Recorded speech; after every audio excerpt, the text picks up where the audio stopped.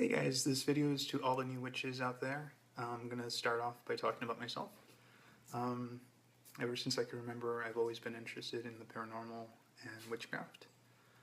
Um, since I was 5, I could see ghosts, and when I would eat cereal, I would ask the cereal questions, and I'd spin it around, and I would see stuff. Let's see. Sorry, I have like these little bullet points of what I want to talk about.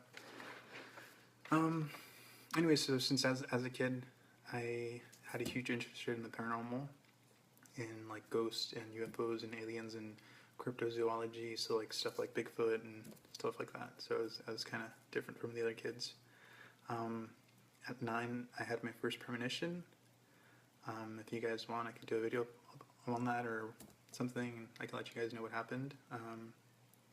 And at 11, I got a huge interest in witchcraft. I was studying werewolves at the time, and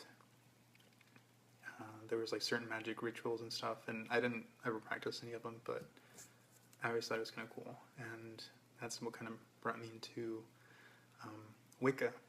And so it was a different religion, but I mean before that I was Catholic, and so it was different, and being Wicca was very liberating in a sense, because I didn't have, it's just, things were more easier to explain than it was when I was a Catholic or when I was a Christian or a Mormon, and these are things that I've gone into as I got older, and they just didn't work out for me.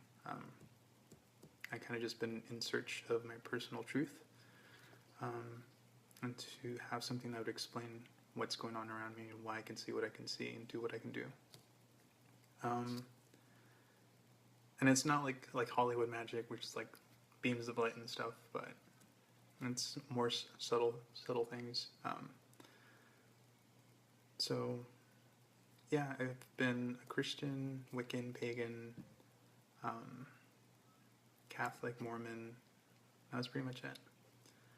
And my advice to you guys, any new practitioners of witchcraft, is read a lot.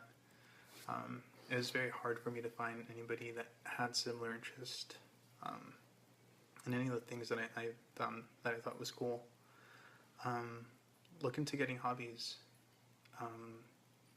If you want to get into plants, grab a book on plants and study.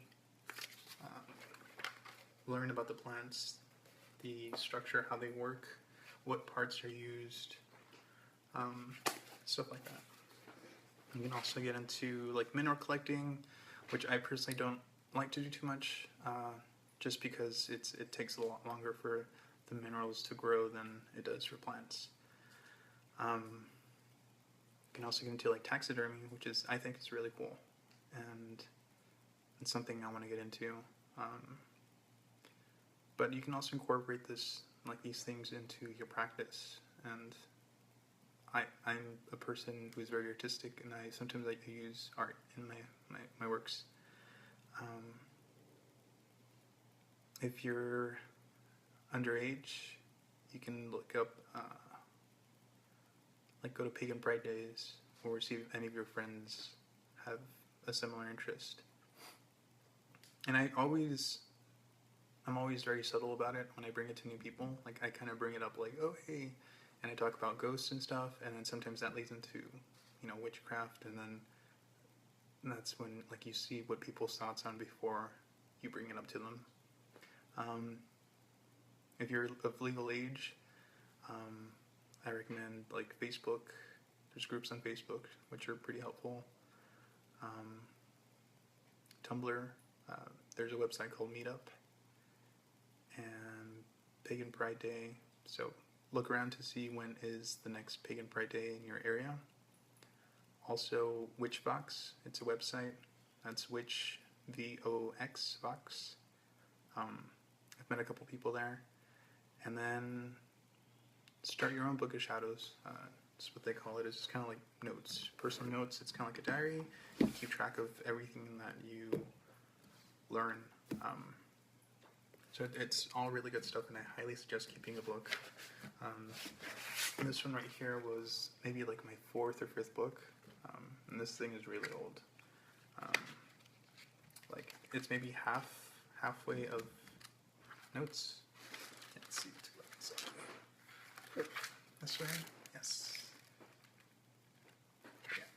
And then the rest is just like random notes and drawing sketches for designs that I wanted to do for like a door decoration or something. So I mean, I can just didn't commit to this one. The next one I had was this one, and this actually used to have like a black kind of canvas cover, and I painted something on it. It was really cool. It was like a cat skull, and I had like a piece of like a bone and stuff on it. It was cool. And this one, let's see, right there. It's just a bunch of stuff. Like it's filled. This book was after that one, and it's filled with notes. Just different stuff on there. After that, I got this one, and I got this one at a dollar store for $1. So it was actually really good because it was like brand new. There was nothing on there except maybe some writing somewhere. But this one, I have some stickers on there. I have some quotes, some ideas for like a candle, and some stickers my baby brother gave me, and then some stickers some friends gave me and stuff. So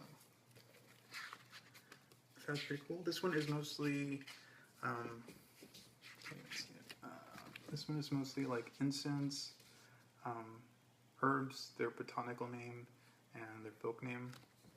This one is actually where it gets more into like curanderismo and hoodoo and some Santeria spells.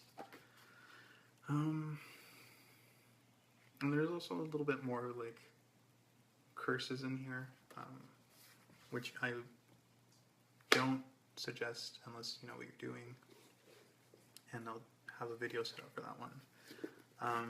The next one I'm going to be working on is this little one I got for like $1 or $2. And it's all empty right now, but I'll be filling it up. And the one I'm working at that I got it at a Renaissance fair actually was $60. It's like 9 by 9, and it's beautiful. So you can still see like all the staining on the leather and stuff right there. I just got a pentacle in there, and I'm not too far into this one. As you can see, there's just like, sorry, the light is very bright. I got a few drawings and stuff in there.